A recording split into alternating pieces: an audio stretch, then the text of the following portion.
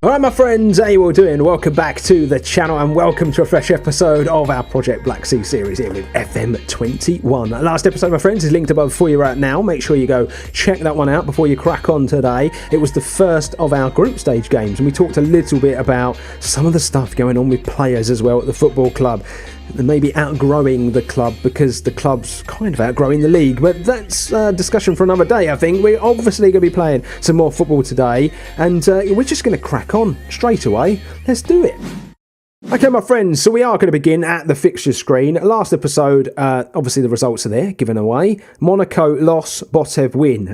It was a good episode, you know, we were pretty good against Monaco, it does have to be said. Since then, fixtures are a bit up and down. Good results, but very questionable where the defence is concerned. And I think a lot of this is because I've been leaving Malinov out because of the contract situation we've got with him and him wanting to move and stuff like that. So, yeah, it's a worry, basically, where Malinov is concerned. But we'll just see what happens later on down the line. But we had a cup game, first and foremost, first round. Obviously, we are the holders of the Kupa Nov Bulgaria, which is the domestic cup. And we were nearly knocked out in the first round, ladies and gents, by a team in the lower divisions. Now, I rotated the team heavily, but there are names in there that are very, very familiar to people that are regulars to the series. And really, this team should have been good enough to get the job done. In the end, I had to bring Gagliardi, Topes and Bonev on in that second half to turn it around. And my God, did they. Gagliardi and Bonev both on the score sheet. But we were 2-0 down inside the first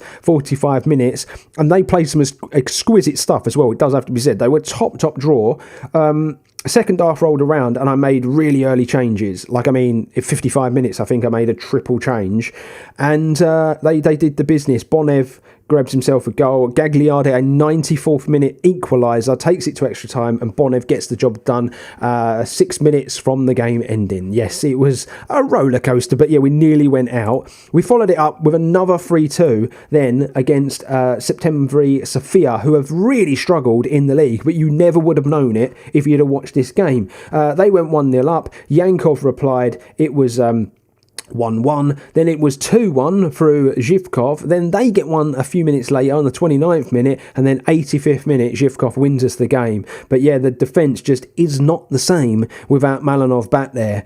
Then we came up against Leipzig in the Champions League, and I've got to say, this is one of the more boring games that you will probably ever witness. 2 shots, none on target. They had 9 shots, 3 on target. They dominated the possession, but I don't care because we took a point and you get 800,000 as well for drawing in the Champions League, and it's just money and it's a good point at the end of the day. I don't care how it happens, but yeah, we've managed to get a point in the Champions League, a bit like we did last year. Then we came up against PFKA Montana, a team that have been going pretty well this season, and we've won it by 4-2. But again, conceding goals, it's not very good. You will see that Zhivkov got himself a brace, Iradi from the penalty spot and Topes as well. 3 of our 4 goals coming in that first half. They did get one through Koev and one through Petkov. Koev actually looks like a player we should all be keeping an eye on as well. So that brings us up to date. Now, I said last episode it'd either be a combination of Botev, Plovdiv and Barcelona or Barcelona Levski. As you can see, Botev have been going really, really well in the league. So that's the game I'm going to bring you. It makes the most sense, ladies and gentlemen. Now, as far as league tables are concerned, first and foremost, we'll take a look at the FBet. 10 wins, 1 draw, 31 points on the board, and it's a 4-point gap between us and Botev. A win here opens it up massively and sets us really, really on our way. Zhivkov now top goal scorer, 10 goals in 11 games. Mental. He's so good. You look at his attributes, you would never think he should be scoring goals at the rate that he is, but he's a phenomenal player. Iradi's up there with average ratings. Dimitrov with 5 assists is really flying this season, and Petrov as well with 5 clean sheets. So 5 clean sheets actually from 11 games is not bad. That's pretty good, assuming that he's played all of the games. But yeah, we're going pretty well in that competition. And then as you can see, there is a point on the board for the UEFA Champions League, and we have got Septembri Sofia in the Kupa Nov Bulgaria, which obviously will be paid at a later date. But yeah, pretty good stuff, and we're going really, really well. So I'm really happy about that, ladies and gentlemen. But anyway, let's get in to the first of the games today, and yeah, I'm pretty happy about it. I think Malinov signed a contract. Now, obviously, I'm not really doing these games as live comms, so I am having to log back in. And yes, Malinov has signed a new contract, ladies and gentlemen. And do you know what's mad about it is obviously kicked off about going to Watford. He's not even got a minimum fee release clause in there, and he's signed until 2030. So it's a 5-year deal on £1,500 a week.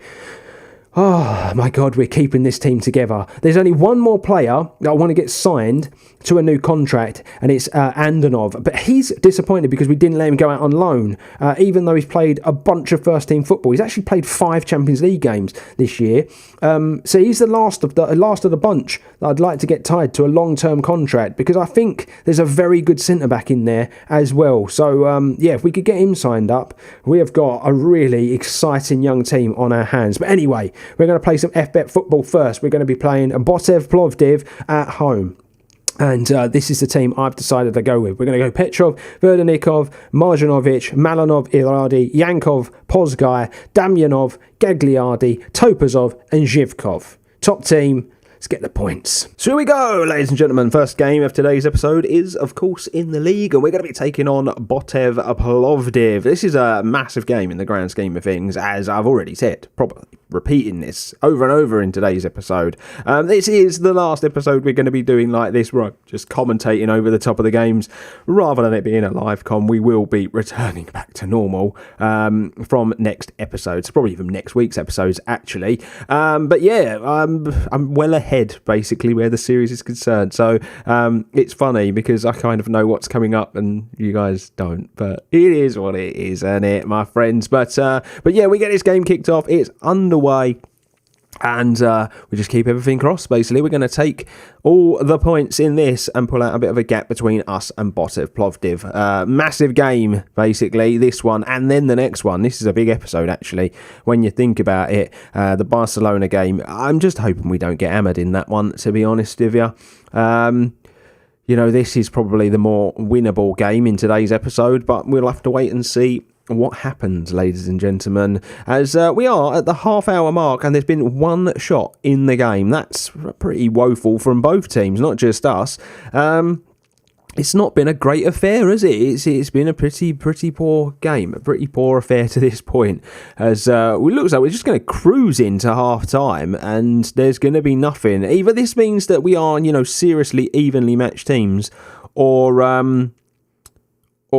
we just haven't got going, either one, as Gagliardi, though, does pick up the ball as we attempted to counter-attack there from their throw-in, and it didn't quite come off. Our counter-attack's not been as potent recently, I have noticed, but that's a great ball, and Zhivkov on the volley. What a goal that is from Zhivkov. Top corner, no keeper saves them, and it's come just before our time, which is what you love to see. That was our first shot on target, that goal. But happy to have scored it. We tried something there to switch the play. It hasn't come off, and we've handed the possession back to Botev Plovdiv here.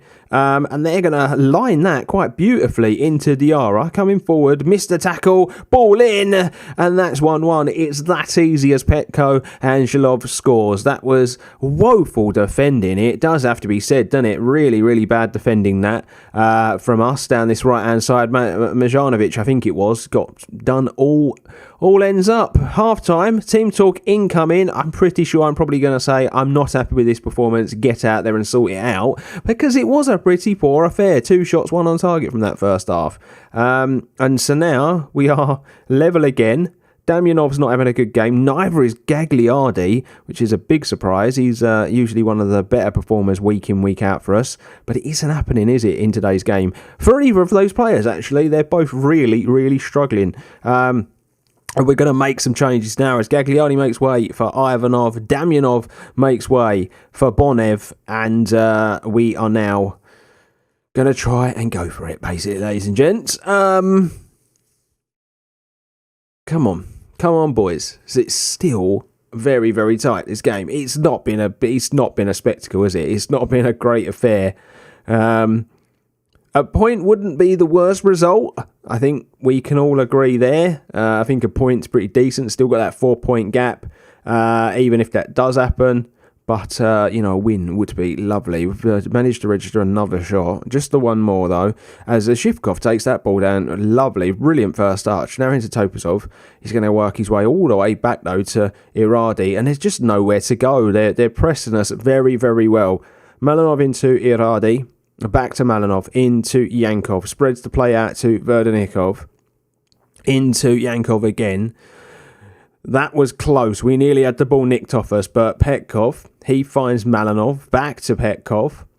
He goes long. It's a well-won header, that, by Ivanov, I believe it was. Now into Topazov. Back to Pozgai, into Majanovic. Oh, this is beautiful. This is beautiful. And it ends in a goal. That is an unbelievably well-worked move, that, by Litex. The pass back to Ivanov to stick it top corner. That was outrageous. The quickness of the passing in the final third for that goal was so good. And we've blocked one off the line. And that nearly deflected, actually, for Ivanov to break through. Wow, just as we score, we nearly concede. But that's got to be up there with one of the best goals we've ever scored, hasn't it, at Litex? There's another 2 minutes of injury time added on here, and they're going to break forward on the edge of our box. This is good football from them. It's in the box. It's a good challenge. Oh, and that goes wide. It goes wide. And we take all 3 points. Okay, my friends, so now we move into Champions League action off the back of a very, very good league win against Plovdiv, and it just opens up a nice tidy gap now, doesn't it? There's room for error now, basically, where the league's concerned, and that's kind of why you want to do it. Now, we're obviously going to drop into the defensive formation. I expect us to get hammered here. I'm going to just throw that out there, because Barcelona have an unbelievable team, and you're going to see that obviously when we get into the game, but I mean, it is ridiculously good. So I really do expect us to just be on the end of a hiding, but I'm going to go with a strong team in this more defensive lineup, and we'll just see what happens. So we're going to go Petrov in goal, Verdenikov and Marjanovic at fullback, Malinov and Iradi at centre-back. I'd say that's probably my strongest back four that I can put together. Dimitrov, Yankov, Pozgai are going to make up that midfield triangle. Bonev's going to come in on the left because Damyanov's form is a bit up and down at the moment. Topes is going to play on the right, and Zhivkov we're going to go with up top. So here we go, ladies and gents, for the second game of today's episode. It is, of course, Barcelona, and we travel to the Camp Nou. I've actually been to the new camp. I did the tour there. It's a very impressive looking stadium. Obviously, it's going through a bit of a rebuild at the moment. They're refurbing the whole stadium, but it is a spectacle. I got to watch El Clásico when I went, and it was amazing. But yeah, absolutely fantastic. But let's hope we can go to the new camp here in this game and pull off a shock result. I can't see it happening personally, especially when you look at that Barcelona team. Look, Frankie de Jong is having to play centre-back because they've got Foden and Bariba playing centre midfield. That's what they've had to do to fit him in the team. It is a joke. Anyway, Iradi now on the football finds Malinov. That goes wide into Bonev, who is going to try to spread play, and it's just a woeful pass, to be honest with you. I don't really know what you see there, and relinquishing possession easy like that is not good. The ball comes in, it's bouncing around. We've defended that very, very well, actually, and it's come to nothing, that highlight in the end, but yeah, well defended. But yeah, that's a ridiculous looking team. Kai Havertz, Mbappe, yeah, it's just so good, isn't it? And they've built something special here at Barcelona as they come forward again. And Kundi, that's a good ball, and it's volleyed, and it's, oh my God, they've lashed at that. It's over the bar, and at the moment, very much wasteful Barcelona.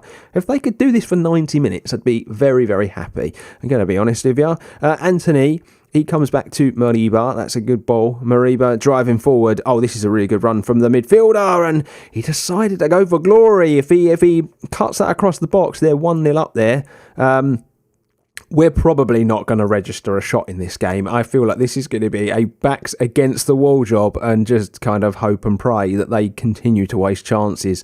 A bit like that Chelsea game last season, to be honest with you. I know we scored in that, so it was a little bit different, but they wasted so many chances, didn't they? As they come forward again for Mbappe this time, out to Koundé again, and it is all Barcelona, and I think we just kind of have to...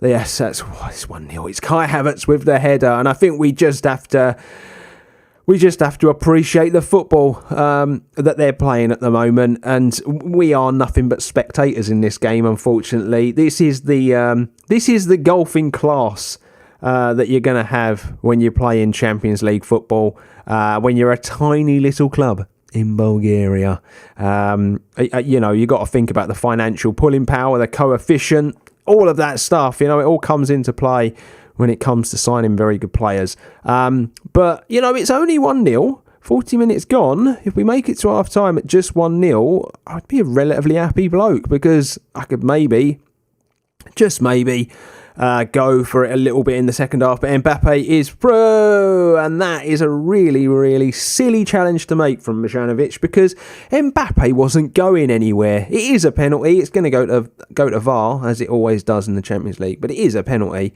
And he's probably going to step up himself, isn't he, Mbappe, and put this away. Scary, scary talent is Mbappe, and he does. He puts it away. It's 2-0 to Barcelona. I think that's curse of the commentator, isn't it? I was just saying if we can get into halftime at 1-0, I'd be relatively happy. But it's not to be. It is not to be. I'm actually going to do the whole stay on feet. I don't usually do that, but we've picked up 4 yellow cards already in this game. And I harshly come down on the lads about how poor that performance was.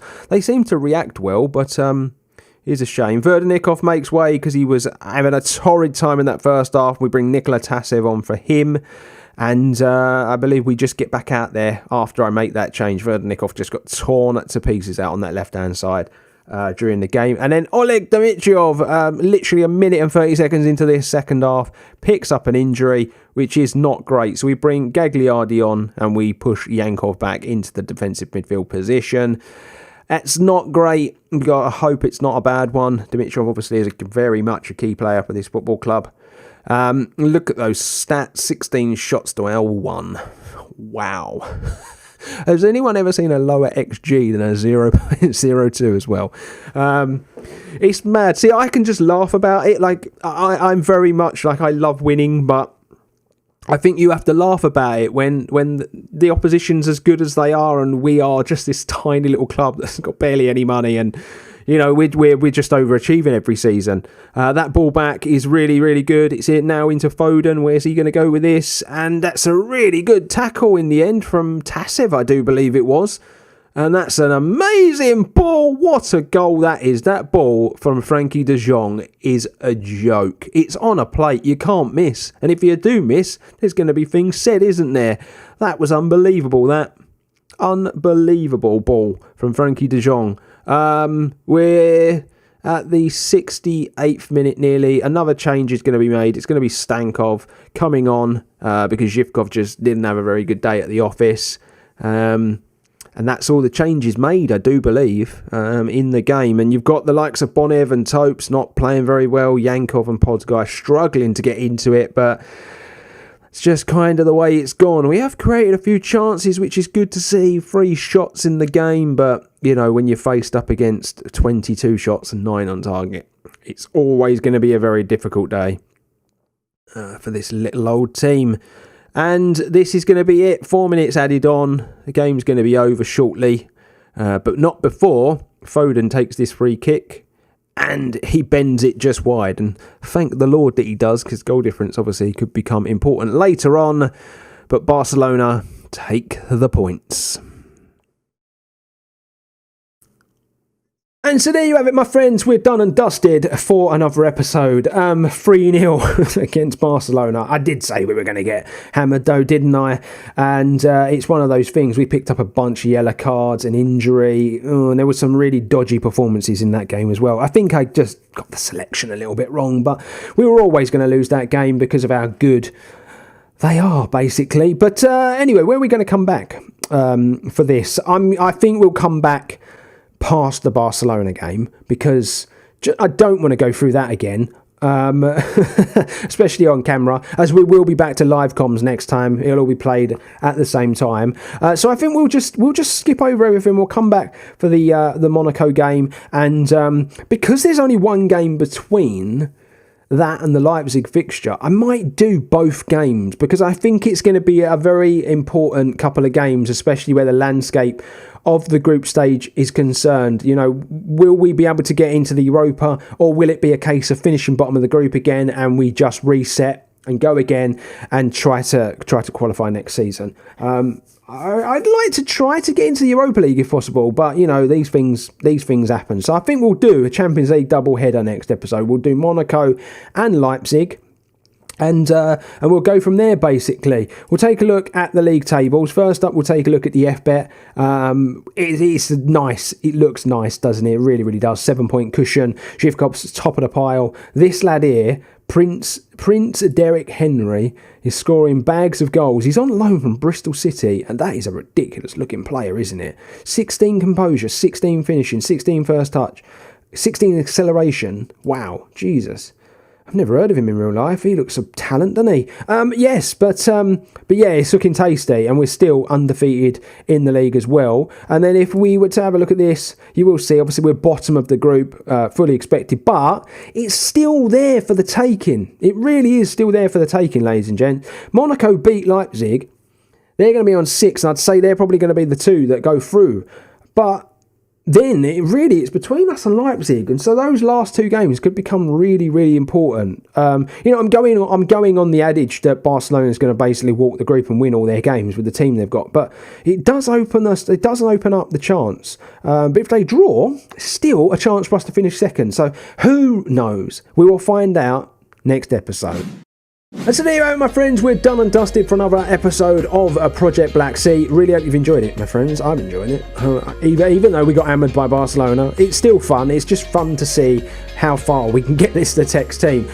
You know, there's still no guarantees we're going to finish this series with Litex, but at the moment, that's kind of how it is looking, because I really am enjoying my time here. But my friends, we're done. Subscribe if you're new. Like the video if you've enjoyed it. You know, the more likes we get, the more people and eyes hopefully will find the channel and find these funny little FM videos. But we're done and dusted, my friends. Saluting you all. Stay safe, stay humble, and I'll see you on the next one.